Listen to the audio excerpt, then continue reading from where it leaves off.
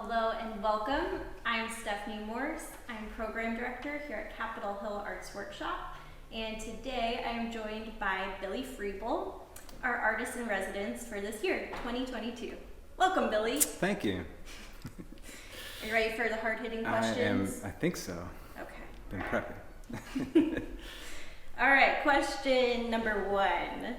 In the past, you've mentioned that the work you've produced during the residency evolved from your original proposal. Can you tell us something about that? Sure.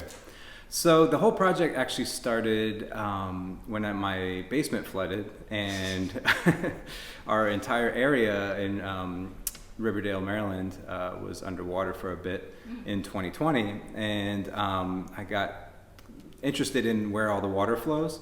And thought I would do an art project where I would follow the water out of my studio through the storm drains as much as I could, and then document it as it goes down the Anacostia. And that project evolved quickly once I realized it's pretty hard to document storm drains unless you go into them. And also, once I got to the river and made this floating camera system, I got really interested in the more just poetic aspects of that. And the things I was capturing on the river, so it evolved at that point. And then when I proposed the project for Chaw, I thought I would trace from my house down towards Chaw, and I'm doing that. But it is evolving, and I think one of the most interesting things is, like, the goal of the project is really just to get out of my comfort zone and explore and understand the Anacostia in new ways. And so that has taken me down all these side paths, and I think part of the fun of this project is just following these little, whatever the camera sees, I try to kind of create an artwork about it, and that takes me down a rabbit hole of researching to try to understand what these creatures do, and then how do I create a piece that might reflect that? How do I integrate technology and images into the project? And so the biggest way it might evolve is I'm pushing as hard as I can to get to Chaw, but the river pushes back, and so it has to be very sunny, I'm learning. The tides have to be a certain way. It has to be a certain time of day in order to capture the footage. So I'm really at the mercy of the weather, which is actually a nice position to be in. I like how you drew inspiration from what could have been a headache, a real headache. Yeah, and I think there's roots of that kind of potential trauma in the work. I don't think the work is like negative, but it's definitely has that in mind, this sort of, like, we're all feeling this pressure of climate change. So. Okay. You seem to be following in the tradition of the artist-scientist, someone whose inquiry into the natural world informs the art they make. I'm thinking of Leonardo da Vinci and James Audubon. Is that how you see yourself?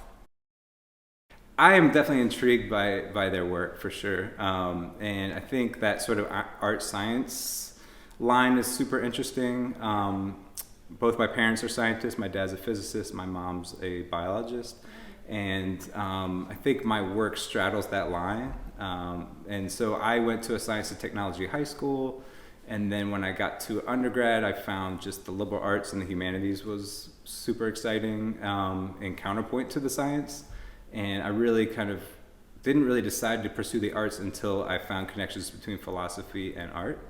And I think because art can really be this, like, network where you draw in other things into the creative sphere, and then I think it's kind of more interesting when art is interacting with other disciplines.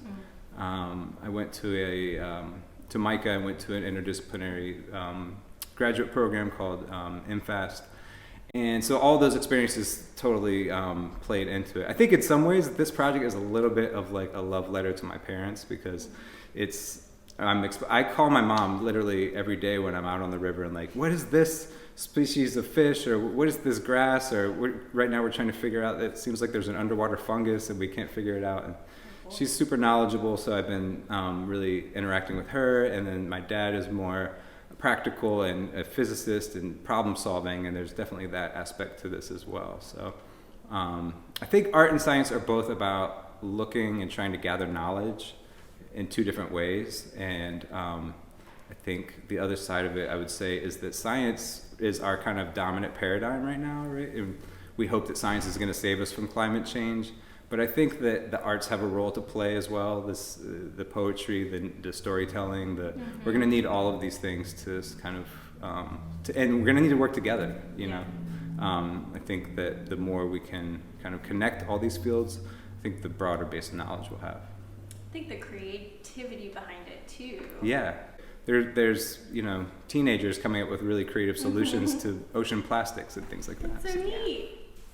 All right, my next question. Where will this project take you when the residency is over? Will you continue to work on the series? Yeah, like as I mentioned, it just keeps pulling me in different directions, and I think what I'm excited about is there's a lot of new things, and so there's a lot of potential areas to explore. I will keep going to the river because that has been not only has it been like enriching artistic experience, it's just getting outdoors. And what I like about this project is it makes me go places I've never been, even though I've grew up in this city. So finding new places is really exciting. I think I'll keep exploring the river down, and I want to get to it to where it meets the Potomac, of course, and perhaps keep going. But one thing I'm figuring out is that the river is actually very turbid, so it's hard to capture good video. What does that mean? Oh yeah, turbid is like basically how clear the water is, or the opposite. So okay. As you go further down the river, at least where I am, I'm seeing like less and less clarity. So I've also thought about going up the river to get to places that are clearer and clearer, and might be able to see different things. So. Yeah, so cool. I think the project it has its own life at this point. I just have to kind of follow it. Okay, last question. Okay.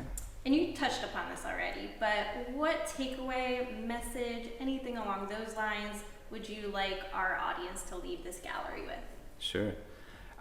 For myself as an artist, this has been just a process of getting outside of the human box and trying to engage with non-humans and you know, insects and fish, and so it's like taking the blinders off a little bit. I'm not that knowledgeable about the natural world, and so it's not like I'm a naturalist making work.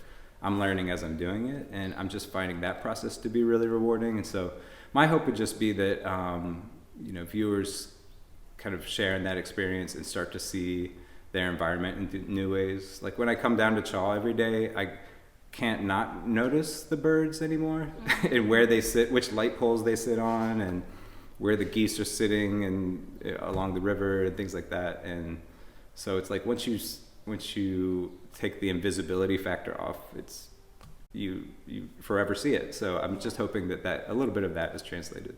Yeah, I can say like our after school kids, when they come in, they have a new question every day with each new piece that they see. Yeah, which is I've really enjoyed interacting with them, and just their kind of openness and in their engagement. I think kids have what adults don't, which is just they're uninhibited and they're open, and so that dialogue has been great, and I think that's been really valuable. You know, being here at Shaw, where folks are coming. I've had great conversations with adults too. You know, so I'm just looking forward to more of that, and yeah, I think. Yeah, one thing maybe I'll just expand on a little bit is like the connection, because kids have been asking me about technology questions, about 3D printing and things like that. And what I've been having a hard time explaining to them, which maybe I'll try to explain now, is just that I think digital technology, we think of it as like what separates us from nature, but I'm starting to think of it more as, because I'm finding through research that, you know, birds use sticks, right? And monkeys, they fashion their own tools. So lots of creatures fashion their own tools, and all creatures have a language. And so I just think that the digital is it's part of our natural process of evolution. And so I'm trying to kind of explore that line where we think we're so different because we have technology. Yeah. I love that connection. Thank you. That is a really great place to wrap up. Thank you, Billy. I so appreciate you taking this time. Thank you so much.